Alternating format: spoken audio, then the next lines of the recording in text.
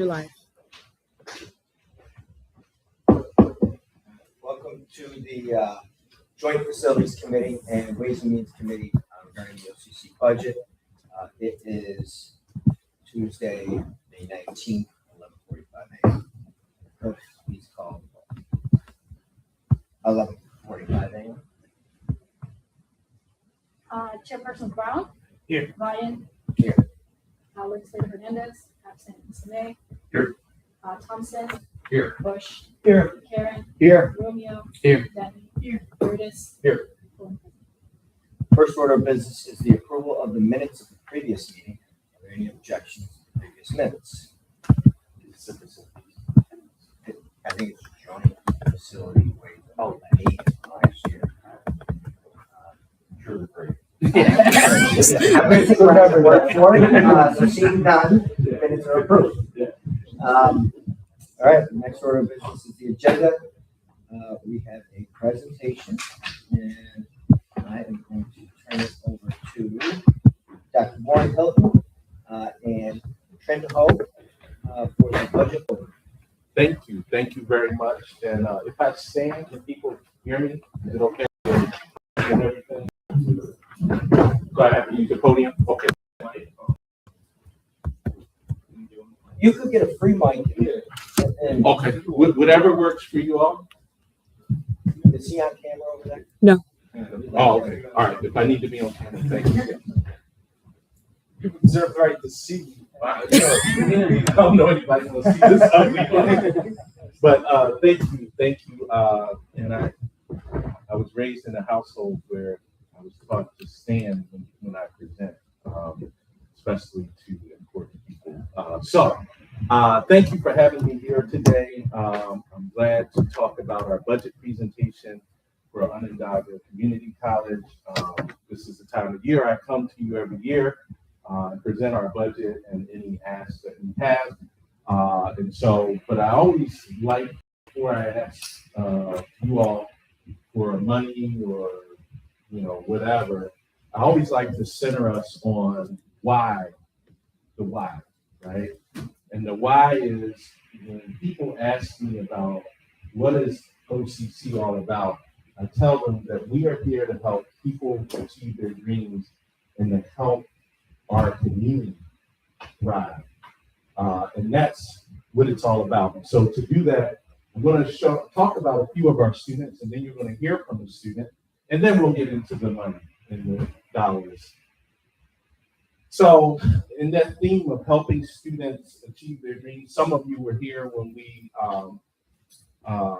cut the wire at the Micron Clean Room Simulation Lab, and you heard from this gentleman, Nicholas Hay, local county resident. You heard his story.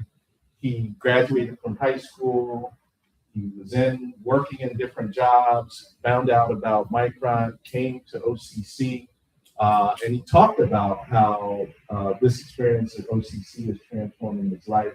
He graduated in December and is now working in Manassas, Virginia for Micron. I asked him how much he was going to make, and he would give me a loan, and he just smiled. So he seemed pretty happy. Marquita Heatherton, 40-year-old Navy mom. She's from Syracuse. She returned to OCC. She returned on what we call our Return to Complete program. Many students who try college, it doesn't work out sometimes, and you end up leaving college with a balance, right? You owe the college money. Oftentimes it's because of a financial aid situation. And guess what? When you try to go back, what does the college or the university say to you? You can't. Hand me over the money. And so our folks in enrollment management and finance came up with this creative program of returning to complete. There's certain criteria you have to meet, and then we work with you, right, to get you enrolled while you have that balance and to get that balance reduced over time. As you can see from the slide, Marquita works at Blueprint 15. I'm sure some of you know her, and she's helping to rebuild our 15th floor. Paul Clark from Baldwinsville High School, he's on our track and field team.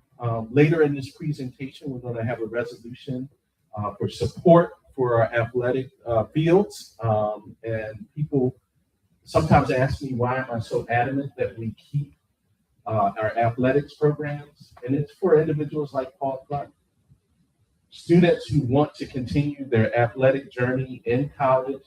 They might not be prepared for a Division I or II or III NCAA school. They come here and they thrive. Paul is a two-time national championship in track and field. He finished walk across the stage this past Saturday and is transferring to Lemoyne College. One of the things that we do to help individuals achieve their dreams and to help our community thrive is we offer our curriculum in high schools to high school students through different means.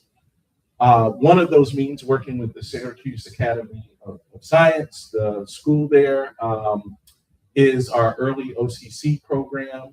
And this student here, Samara Hurtado, completed her high school diploma, is completing her high school diploma, and already completed her associate's degree and was conferred this past Saturday. She's transferring on to the University of Buffalo and is going to be studying engineering there.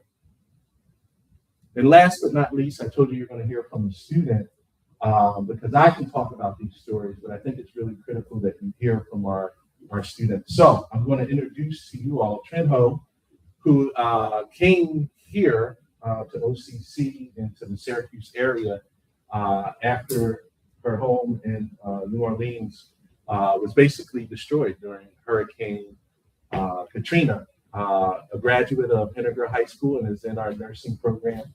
And we made a mistake, I'm going to own it, not graduating in 2027. She's going to graduate in December of 2026. So, Trent, would you like the mic, or you want to sit, stand, whatever you want to do? I think they want to see you, so sit or stand. I'd like to thank you, Dr. Hilton, and also thank you for all the legislators that being here in Onondaga County. Thank you for your support here, myself, and the students here, and also with your support, there's these beautiful faculties, facilities that help me and also the students here to create our dreams, to create a variety of just us being in different professions, between going to Micron as an engineer, going to as a nurse, and going to Upstate Hospital. I would tell you a little bit about myself. So this, with your support, means so much to me because, again, I came here from Vietnam. I came here when I was 6 years old with basically nothing in my pocket with me, just my mom. During that time, we built a little home in New Orleans, and unfortunately, we got destroyed. During that time, I was about 10 years old, and I recently moved up there to Syracuse, New York, without families. And those families really helped me to achieve and push me forward to graduating from Henniger. And then during that time, I went to Lemoyne. Since then, that responsibility was big to meeting the challenges of being at home and the responsibility of having a single mom. And it's just really challenging. OCC has provided me an opportunity to come back with the SUNY Connect program and help me with financially, basically give up that burden for myself and many of the students there as well. And they're very grateful to that program. During that time, I was able to achieve my goals. I'm here with the Honor Society, the Public Honor Society. I actually am currently doing an internship with Upstate New York or Upstate Hospital as a student clinical assistant as well. And I've worked there for about a year or so and just gaining clinical experiences in the community. Again, it's an honor to be here and an honor to speak here and just saying that this program meant so much to us as students as well. So thank you so much.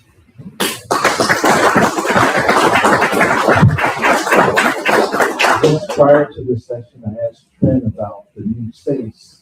Some of you may remember a few years ago, to include capital funding for a healthcare transition here in Ferrante Hall, which I know you all may be able to see later. I asked Ken earlier how you like the new space, and she said it's amazing.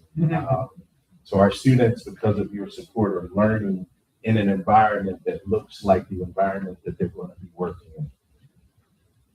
So thank you, Trent. And I want to talk about our budget, the numbers now and the dollars and cents. So our proposed budget revenue for the 26-27 fiscal year, we're coming in with a budget of $73,654,251. You can see where the pieces line up. I'm told there was a pointer on here, and of course, right above the. Oh, no, that's not it. Well, we don't necessarily need it. You could see it on the screen. Our revenue comes in from three main sources: from the county support, the state support, and then student tuition and fees, which we'll talk about later. There's some additional sources of revenue there, chargebacks, which for those, it's a formulaic thing in the state of New York, chargebacks. If a student from another county comes to OCC and fills out their residency form, they get charged the in-county rate, and then there's a chargeback to that county. In terms of our expenses, I'm sure you're happy to see that our expenses line up with our revenues, and that you can see very clearly 81% of our expenses is in personnel, people. And we feel very strongly about supporting our people so that they can help our students succeed. We are experiencing, like everyone, increases in utility costs, increases in supplies, and you know, when you look at that maintenance of plant, everything, including you know, a difficult winter, we have to buy more salt, right? We have more overtime for our team and things of that nature. So that's where our expenses land. One of the things I said when I came to OCC little under 4 years ago was any public dollars that we got, I was going to make the commitment, and I have made a commitment to use those dollars wisely. You can see this slide shows you our enrollment is the line up top. And you can see in the bottom graph, that is the number of positions or people that we have. And so you can see back here in 2019, 2020, 527 budgeted positions. You can see that was going down as enrollment has gone down, and it's gone slightly back up as our enrollment has increased. And you can see we've had some significant increases since the 22-23 academic and fiscal year. So what is our ask today? Our ask is for an additional $400,000 in operating budget. That coincides with what you saw on the previous chart, asking the county to increase its contribution there to the $10,472,000. Always like to show kind of where we've been, so you can see the county's support over the years, and you can see there was a trend that we talked about a couple years ago where we kept that support flat for quite some time. We did a 2% increase. You can see there in 24-25, it was flat last year. And then we're asking for, as I pointed out, roughly 4% increase or $400,000 increase. To give you an idea, I always tell people this is the most affordable education that you can get in terms of higher ed. We are included in our revenues was a 3% increase in tuition.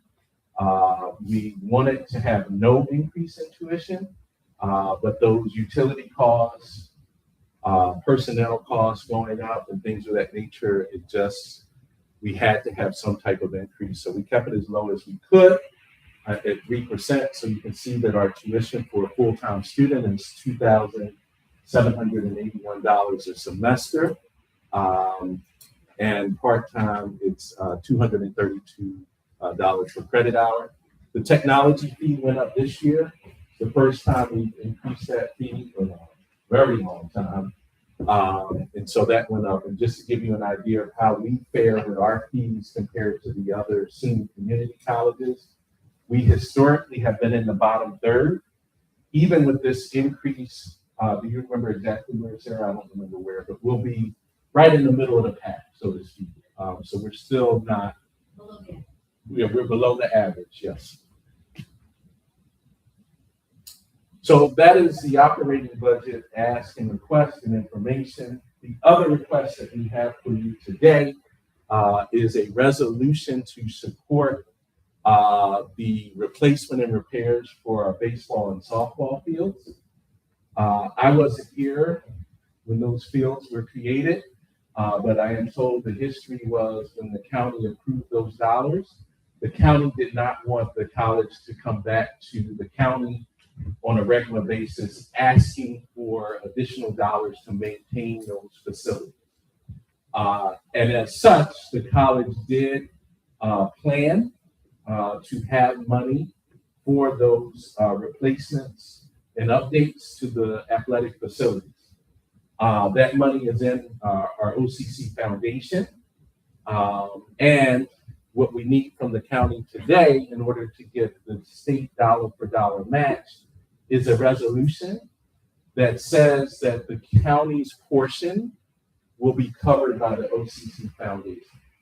So this request does not require any money to come from you all, the county, but we do need that resolution in order to submit it to the state to get the state match. That project, as you can see laid out, is $1.6 million. We have the $800,000 in the foundation. With your approval in that resolution, we will submit it to the state and ask the state to provide their match. These fields are about 12 years old, so I didn't want to show you a lot of pictures, but if you're not familiar with baseball and softball fields, average life, depending upon usage, code, and I've experienced this at other universities and colleges, is about 10 years. We're at 12 years, and you can see they are worn to the point where we definitely need to do something. And so that's the request that we have for you. So I'll pause there for any questions you have. All right, I'll understand, right? Thank you. Call me Brian. All right. Dr. Hilton, thank you for the presentation. Another good budget. Some interesting twists compared to the prior years, I think. But it's great to see enrollment coming up. I think the turf is probably 2 years overdue. In my experience, my boys played on that field over the summer for the last probably 6 years, up until about a year ago. And I was worried. I didn't like them playing on that field because of the condition in some of the spots. So I'm glad you're upgrading it for the next round of ball. It's coming through. Okay, the twist. The twist I see is fund balance utilization for 25, 26, which I think was 25, or call it $5 million. Yep. That's for even numbers. Yes. And then again next year. And that's following many, many years of not using fund balance, building it, or at least maintaining it. So when you talk about the need for the use philosophically, why are you using it now, or is there something that can't be capital? What are you doing with that money? Is it to stabilize costs for everyone else? What's up with it? Very good question. So historically, ever since I've been here, every budget that we've shown you all has had at least a $4 million use of fund balance in it. Each year, we work to not use any of that fund balance if possible. Our goal is to use fund balance for one-time things, right? So we do have some one-time things built in to next year's budget. For example, the college is going to undertake a student information system transition. So there's some one-time costs that come along with that. So that's our goal. There is a reality that sometimes, things happen, you have a bad winter or whatever, and you have to use fund balance. And so to date, we have not had to use fund balance since I've been here, even though it has always been in the proposed budgets.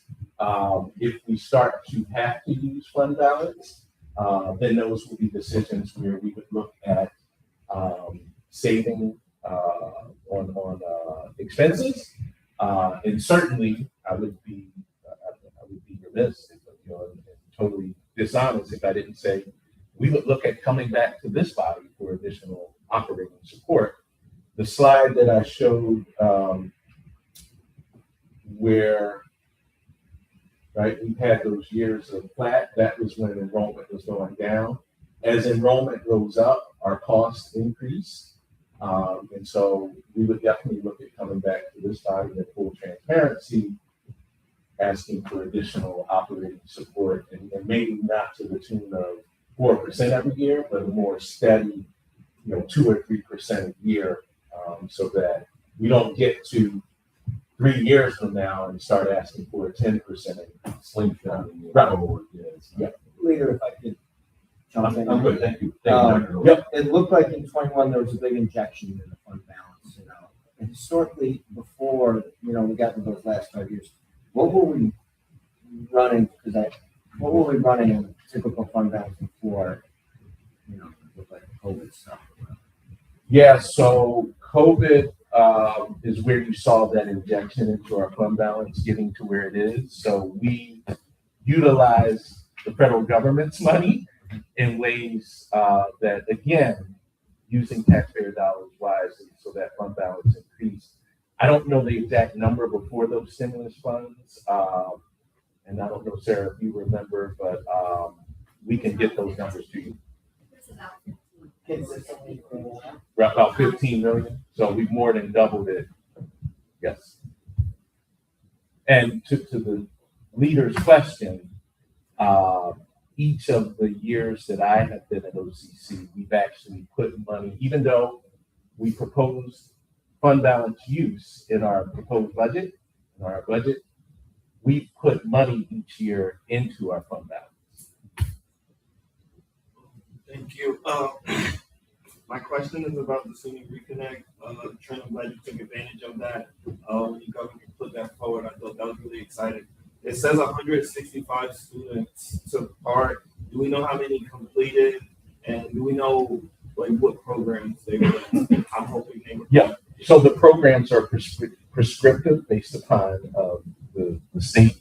So they're all programs in healthcare, technology, applied engineering, and then education. There's some nuances that you may not think about, like construction management is included, supply chain management is included, and we believe when the state budget passed, we'll have our fire protection program again as well. Our welding program that's brand new this year is included in that. I don't have the numbers with me. We can get those numbers to you. How many of our graduates this year? I showed you Nicholas Hay. He participated in that program. He graduated using Senior Reconnect, but we can get those numbers to you. How many we graduated this year?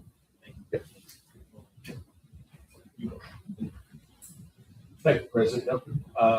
Your budget of OCC, of course. A little bit about, could you explain to us a little bit about state aid? It's just always constant just for the group and how they into that. Absolutely. So state aid has, am I doing that? State aid has largely remained flat with the implementation of what the state calls the community college funding floor, which without getting into all the sausage making, I guess that was 2022. The floor, or 2021, 2022, the state basically said whatever the community colleges got that year, you were going to continue to get that. And so each year we do ask the state to give us additional money. The last 2 years we've gotten $8 million each year in additional aid. It has not been what we would classify as operating aid. It's been very prescriptive on what we had to use it on. And then one more, if I could.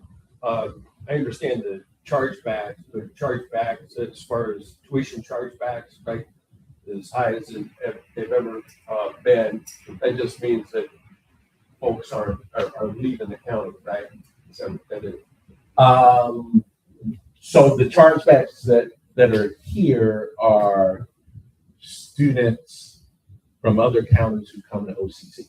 all right. So when, and there's a formula, and it's complicated, but that the state put forward, but that is students who are coming here from other counties. And so, yes, as that gets higher, there's a reason why it gets higher.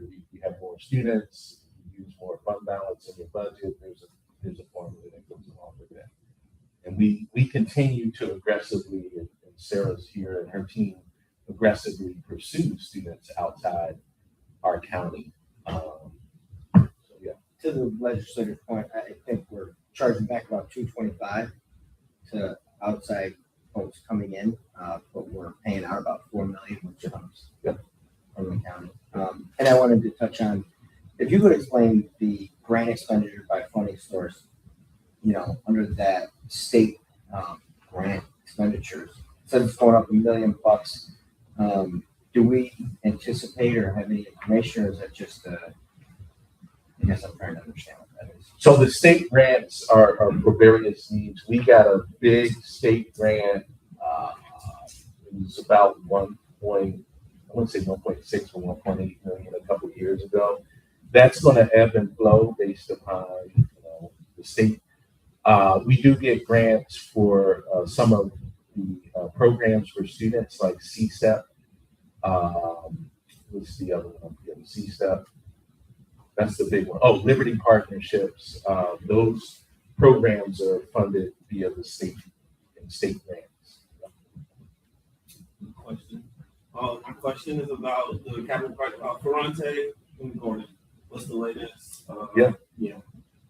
So Ferrante, hopefully you all get to see that later today. That should be wrapping up. Carefully, while the contracting and stuff lines up, it should be wrapping up right at the beginning of the fall semester. Gordon, it was in the capital request we made to the county last year. So once the state budget passes, then we will, we have a plan. And then you may recall, some of you may recall the capital that you approved a few years ago for COIN as well. That project is starting. Actually, the design RFP has gone out, and we're going to start moving people out of COIN in the fall, and we expect that construction to start in 2027. So we've been kind of staying on task with getting these projects done. We'd love to accelerate them, but people are involved. You mentioned COIN, which brings me to another question I had about, is the campus shuttle back? We do not have the campus shuttle. We actually sold both of the shuttles. We couldn't find drivers, and those shuttles were just sitting there. So again, my commitment to you all to use our dollars wisely. Those shuttles were just sitting there. We had no plan. We couldn't find drivers. They weren't going to be used. So we actually sold them at auction. Okay. Thank you. With the, we're renovating the ball field, and that's always been one of my gear grinders. Like students can't really get to the game, and that is something I would hope we could at least be aware of as we're going forward, because that's a part of being a student. The distance from the residence halls to the fields. It's a walk. It's a walk. I've done it. But I've gone to games, and I will say this: if you have a friend that plays on the team, you are willing to make that walk. Yeah. Yes. The the chargebacks.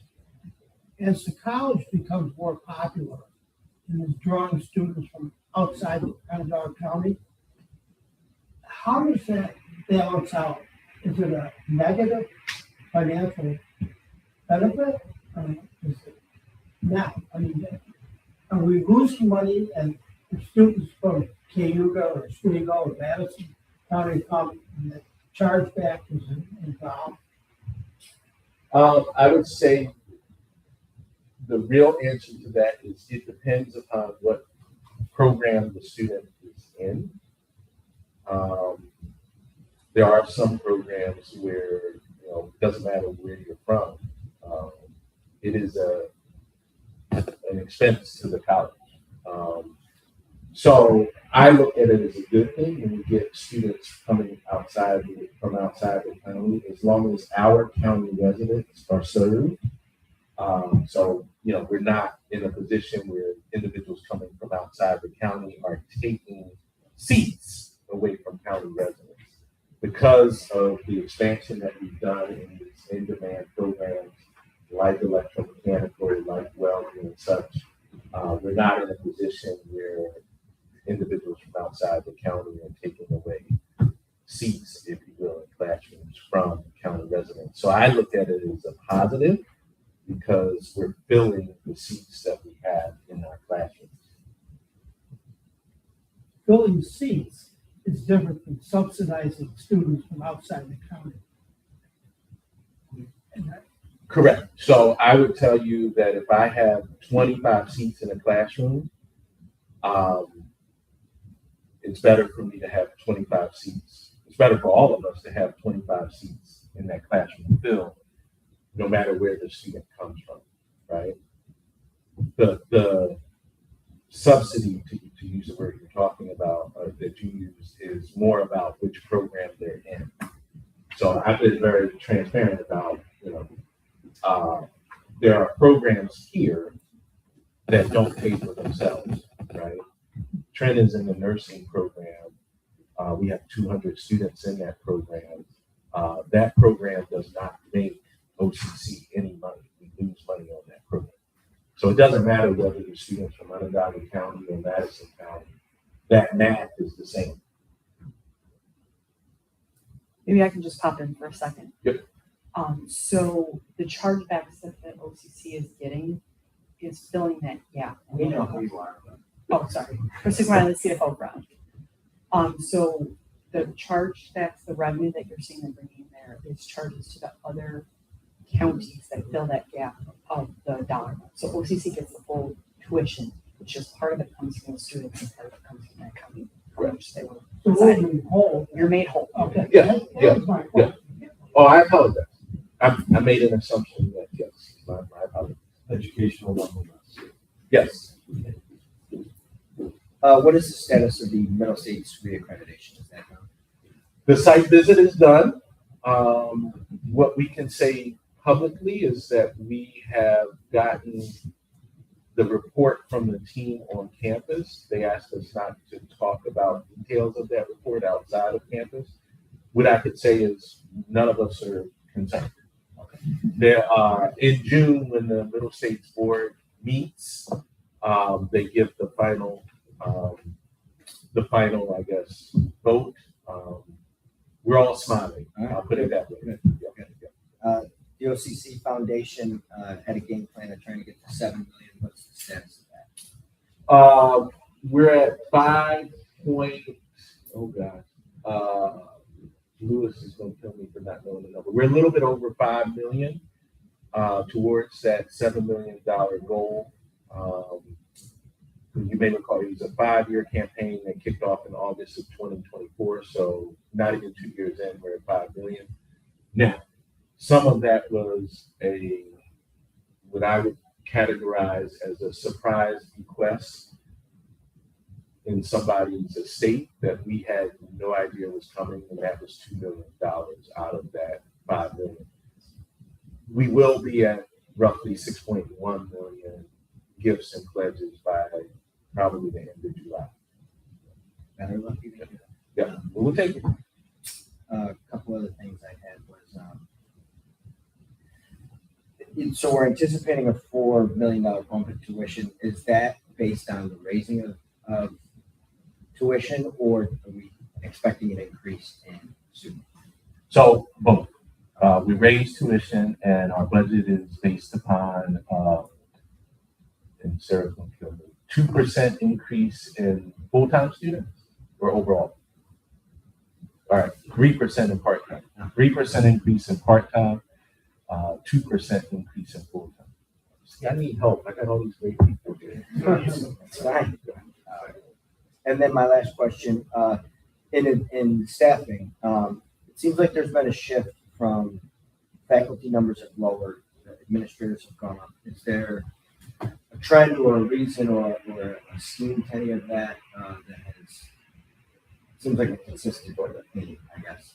Yeah, so some things that were happening in higher education in general, what we would call unfunded mandates, right? You have to have a Title IX for it. You have to have this, you have to have this. And so you've seen in terms of staff versus faculty, some of that. Also in 2023, 2024, we had a reduction in faculty through the voluntary early retirement incentive that we offered the previous year. And we took some of that savings and invested it in what we call navigators. These are staff members who work with our students to help them navigate through college. So you've seen some of that increase, but you will see the most recent increases are really in faculty in high demand programs, electromechanical technology, which some people call the micron degree. We've added faculty in nursing, surgical tech, some of the sciences. So that's where we've been increasing staff lately. As those programs grow to capacity, we need those additional faculty. And those CSEA jobs, guys are a trend of that or any? Yeah, I would say the CSEA going down is a function of enrollment going down, and then some efficiencies there. We reorganized some things, so we didn't need as many, departmental secretaries, for example. What category do the navigators fall under? They fall under the professional administrator. Like gray hair. Do you want to talk about your navigator at all? So my navigator is Lindsay. She works in the health department and she helps on a lot of our nursing programs and our nursing students, just to make sure our students are on track to becoming a successful graduates of OCC. She helped me throughout the years with just being there, like as a person to provide when I'm stressed out, or I even like a person to be there. Hey, am I on track to succeeding my goals and my dreams? And Trin has never got contacted by her navigator for negative reasons, but the navigators. So if I don't go to class and the faculty member raises a flag in the system, the navigator reaches out to me, helps me get back on track, helps me figure out the reason I'm not going to class and how to solve that issue. So. Questions from other legislators? All right. I'd like to thank Dr. Hunt and Trent for being here.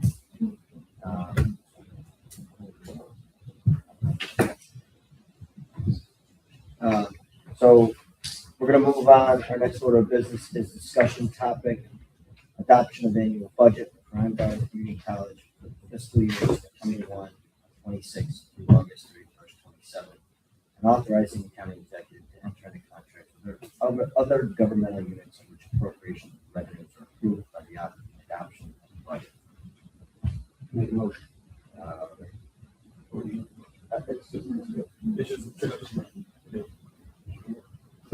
Anything that's got it. I think it's really good, the order, I think we continue to learn more about OCC and budget financial needs. I think that it shouldn't be lost that with enrollment going up, programs getting more aligned with the contemporary needs of this community, we should expect to see these subtle increases that were mentioned year over year going forward. I think it was nice to have a run where we had a flat contribution to the college, but clearly with the progress that's being made, I see no issues with this budget whatsoever, but I also think we should just be mindful of the fact that going forward, we will continue to need to increase subtly our investment in the school. And I think it's good. So, it's my only comment. And there was a pretty significant September 6th or something in 22, you guys bonded for like a bunch of different, it was like $60 million or something. It was more than that. Yeah. It was like 110 million, and it was a 10-year plan. And true to the college's work, we've been on that plan. That field expense could have easily been a separate capital request today. I appreciate the fact that it wasn't, and that the foundation was stepping in. I think if you were to flash back in time, some people may remember news articles before all of our time here, where some of those discussions were very contentious, and the handling of separate funds was very proprietary and not very transparent. That's not what I see today, and I appreciate that, because it was a comprehensive 10-year plan across the campus in every kind of imaginable capital requirement that the school's going to have. And it's nice to have a plan and to know that's coming. And we will, year over year, see those bond requests through our capital process or your capital process. Obviously, it all requires New York State to pony up alongside with us. I don't know if New York State made a 10-year commitment as well, or if they just bond year to year, or I should say appropriate year to year. Yeah, they do it year to year, and there hasn't been a year where they not approved their portion. And I would imagine having our 10-year tacit, all we could do was tacit approval, the plan, and that's all we did. We officially approve each request as they come up as you reach the next phase of your process. Absolutely. But I'm sure that helps at the state level tremendously that we took that action. And you could expect not to hear, like, we're going to engage with our next facilities master plan. You can expect it's not going to be, $100 million, right? Because much of the big stuff has been done, right? The Jay might be right. I mean, that first play was pretty big. It was big. It was big, but I think it was $110 million. Or thereabouts commitment. It was 100 million, 10 years, 110 million, something like that. Terrible, rough numbers, yeah. Great. Our next discussion topic is about the baseball and softball field, which I think we touched on. Are there any other questions? We got a 4-minute window on the boss here. All right. I would like to thank Legislator Brown for co-chairing this meeting and his insight, his knowledge of OCC. I would like to thank Dr. Brown for being here. Thank you for having me. As well as the rest of the legislators. Seeing as there is no more business, can I get a motion to adjourn to our next meeting? Second from Fergus. All in favor? Thank you. Adjourned at 12:29. Before everyone starts talking, OCC training is launched. We're gonna